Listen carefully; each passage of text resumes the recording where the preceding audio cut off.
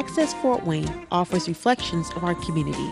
Production facilities provided by Access Fort Wayne are a service of the Allen County Public Library. The views and opinions expressed do not necessarily represent those of Access Fort Wayne, the Allen County Public Library, or any other supporting organizations. For more information about creating your own television program with Access Fort Wayne, call 421-1250.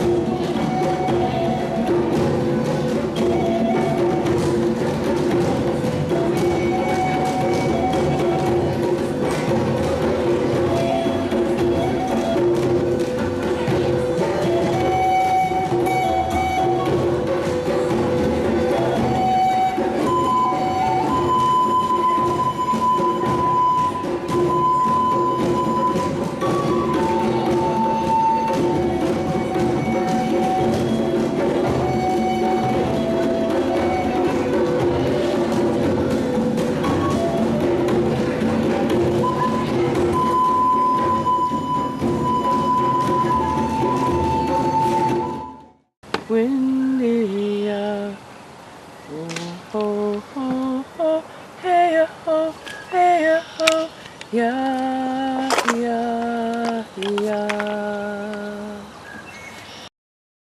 It was my great honor to be included in the river trip of 2014, and I thank Abby for inviting me, and Jane Young. You know, my daughter said, "Dad, you can't go on there. You'll never survive a week on the river." I'm a wimp, and I'm also inept, pretty much. So you put those together, bad combo for a week on the river. You did. But what saved me was Jane Young. When I said, Jane has everything. I'll ask her, because, you know, and so I did, and she said, no, I don't have an extra tent, but Bill has a big tent, Bill White. Now, I didn't know Bill well at that time, but it worked out great, and I called it the White House. Bill had this big tent, the two of us, and the whole week we were so popular, everybody wanted to come in the White House. And in my vanity, I thought, well, I'm popular. It turned out it was Mr. Heater. That's why Bill knows camping. He had a heater in there and 2 cots. I mean, Bill White made that trip for me, totally. And we became wonderful friends. And although the White House was a little bit primitive for me, you know, no shower, no running water, etc., it was beautiful. I would not trade that week for the grandest hotel on this planet. So I thank Abby and Jane for making that trip possible.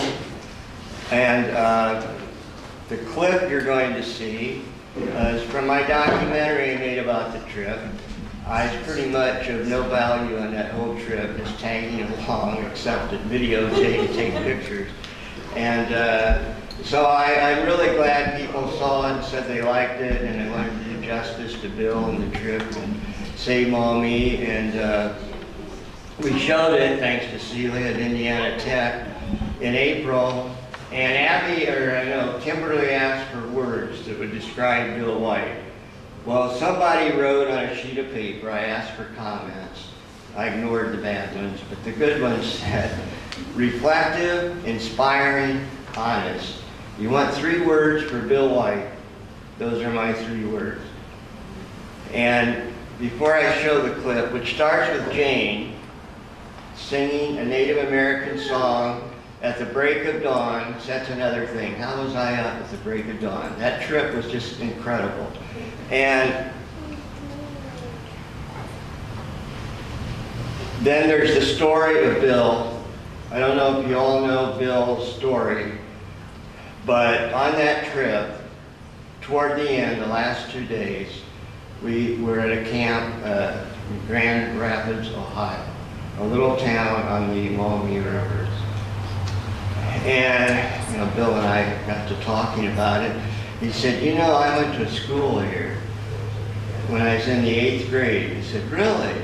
Well, this little town. He said, yeah, just down the road somewhere. It's very close to here. Well, he started telling me his story. It was incredible. And I tell the story. This is the clip of Bill White. We went back to the school. It's now a catering wedding facility. But at the time Bill went, it was a Catholic military boarding school. You can imagine how happy that made Bill, even in the 8th grade, to be wearing uniforms, marching in cadence, and carrying a gun. Oh, he just loved it.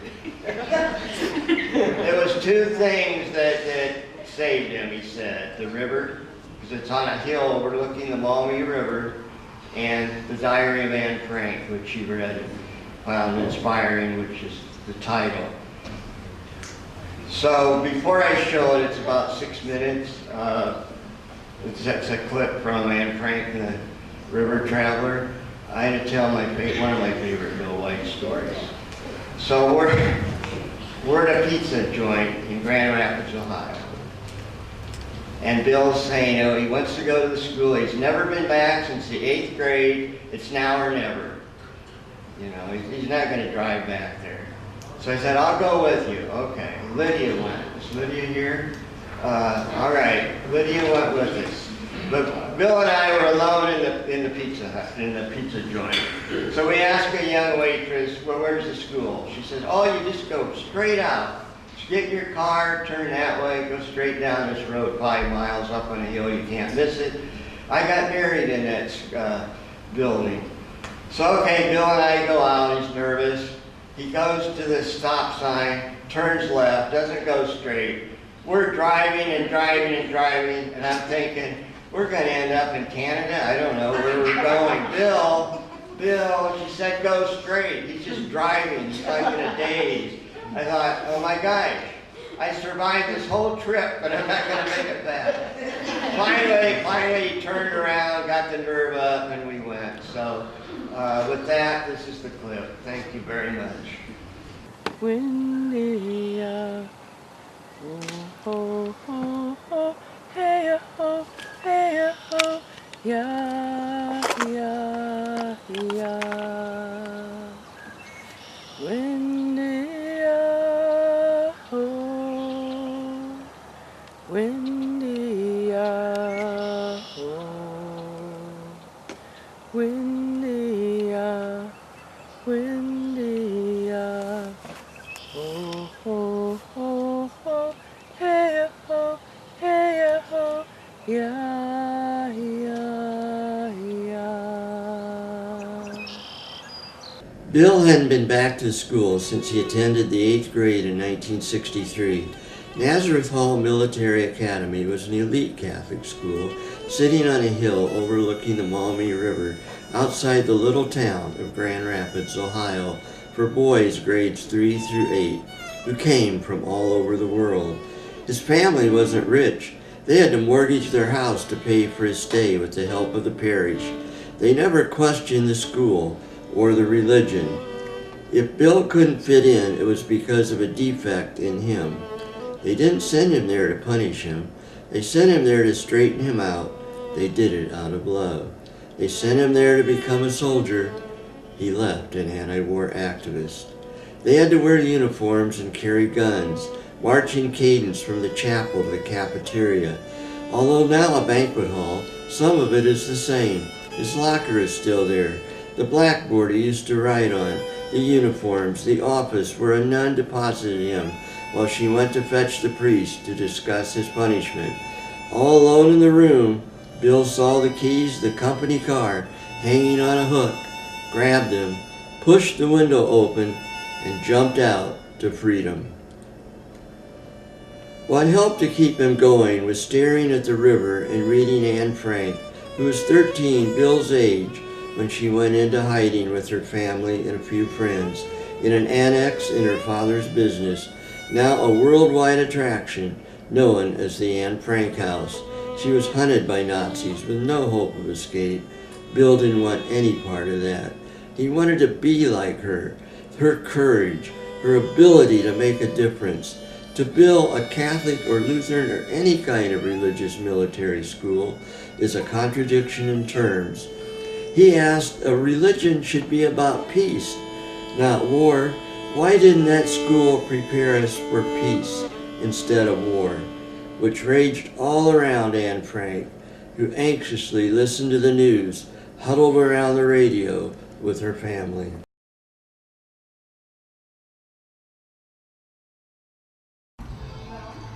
Well, my take of the movie 3 years later is I really am surprised that there isn't more Abigail's butt all up in that movie. But I am really excited to be doing more cleanup on the rivers this year. I'm really excited to be actually going down the river again. I've been trying to convince Abigail for 2 years now to do a reunion tour. I think it's a good idea. I think there's a lot of youth that are like hype about it. The only thing is we need like some real support to help the ground crew showing up and setting up camp every day and cooking food to the people that are just paddling down that river all day, because you know, that's actually a lot of work, way more than you'd expect it to be. I think that we're having a particularly high year in the river this year, and I'm hoping that that will raise some of the trash that we haven't been able to get from the bottom of the bank so that we can get it cleaner. But those are my thoughts on the river. Abigail? Thank you, Ron.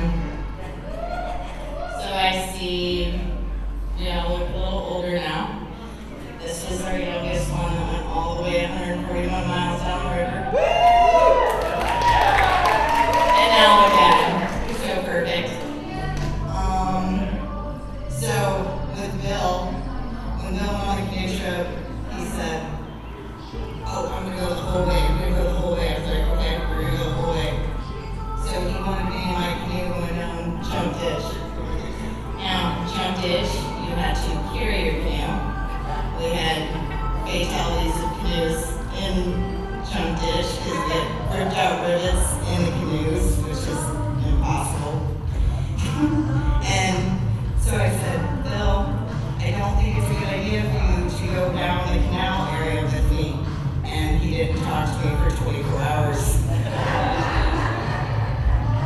But then he lightened up, because I was like, okay, why don't you get my canoe? Oh, sure, Abby. Oh, yeah, it's a good day today. But looking back, I would definitely do the canoe trip again. It was great. They only see laws, and they only see policies, and they don't see how it directly relates to them. And then you don't know why cancer rates go up, and you don't know why that Asian honeysuckle is taking over the landscape, and you don't know why you don't feel as healthy as you used to. I just think that planting trees right now seems like, oh, what are you gonna do, save a tree? It's something tangible that everyone understands. It's something that you can put your hands in the dirt and do. And I think that people want to do something and they want action, and a lot of times it is sitting in meetings, and it is telling people that, even if it's an uncomfortable situation where you're talking to someone who doesn't necessarily agree with you, that you still have to have that conversation and say, no, this is really what's happening, and this is the result. And in 2011, the reason that we got funding, 2011, a third of Lake Erie died. Yep. When a third of Lake Erie died, the federal government didn't know what to do. They don't know, all the low-hanging fruit has been picked. All the easy fixes have been done, and now it comes down to they said we're going to give money to these little groups, and these little groups are kind of our last hope for improving water quality, because if we don't, Lake Erie is an indicator lake, and that is the largest freshwater source in the world. It holds 1/5 of all the world's fresh water that's available. And by it being sick, it's an indicator of what will happen to the other lakes eventually. So 50% of all sporting fish spend part of their life cycle in Lake Erie, and it is a multi-billion-dollar industry, along with everything else that goes into tourism and being on the lake. So there's the tangible things that people want to do are limited. And they're listening too. We made it into the paper. Wait. We made the paper. 2 of them! Toledo and Fort Wayne. What's... We're in Yeah. Frost Illustrated, Journal Gazette, FWN. Yeah, there were cool Blah, blah, reporters blah, following blah. us around. Cool. So, Yeah. I think that about wraps it up. It was cool. See how Bill's story tied into the whole thing. You know, in the context of current events now, things we're facing federally with the government in the news. So just the timeline of the parallels of how the environment and what's going on in the world, just always, things kind of keep moving on, going in the same cycle. So yeah, it's cool to see Bill's story as a part of it right now, having known Bill a little bit longer. So yeah. Anything else? Anybody? where's Terry? Yeah, where is Terry? Terry Doran. Oh wow, there's a lot of smoke over there. Terry, thank you for the documentary. I really liked it. Yeah, It made me laugh. I really love that I'm documentary. still aspiring to be a lady. Yeah. One day. Yep. He's super busy because he's so popular. Thank you, Terry. Thank you. Yay. Windy, oh, oh, oh, hey, oh, hey, oh, yeah, yeah, yeah. Windy, oh, windy, oh, windy, windy, oh, oh, oh, oh, hey, oh, yeah, yeah.